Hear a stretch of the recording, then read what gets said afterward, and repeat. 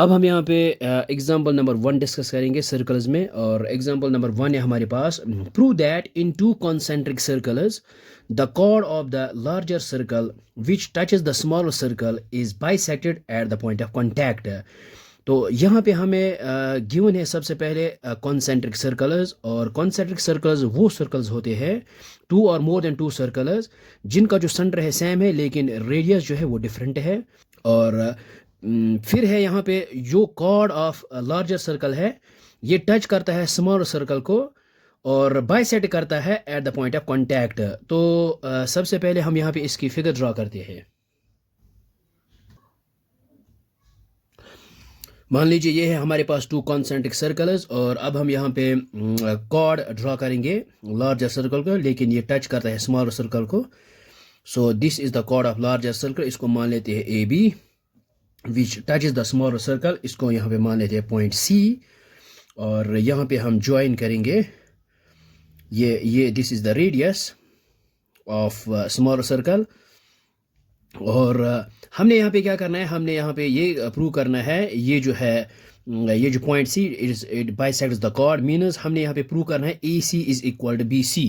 तो सबसे पहले हम यहाँ पे गिवन लिखते हैं और गिवन हमारे पास क्या है, दो कॉन्सेंट्रिक सर्कल्स है और विथ सेंटर ओ इन विच ये जो है A B is the chord of larger circle which touches the smaller circle. और फिर हमने एट पॉइंट सी और फिर हमने प्रूव करना है A C is equal to B सी।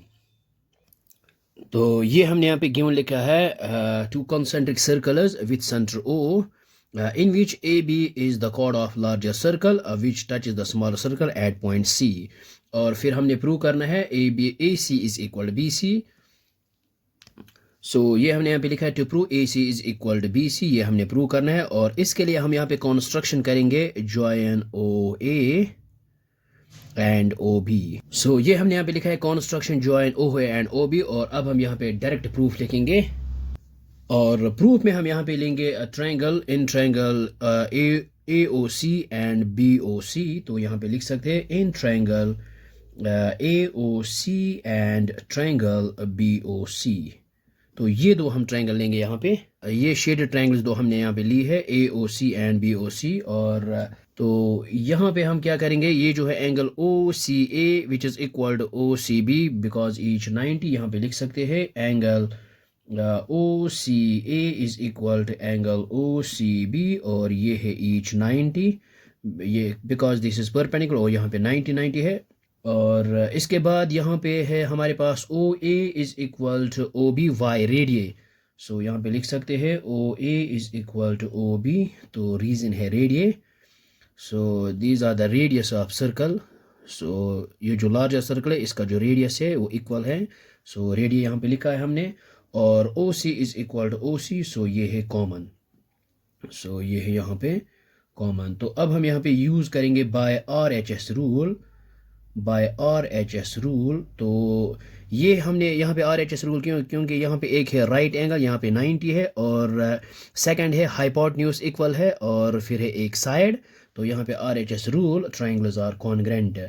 सो ये दो हमारे पास ट्रायंगल्स जो है ये कॉन्ग्रेंट है। सो हम यहाँ पे लिख सकते हैं triangle A O C is congruent triangle B O C.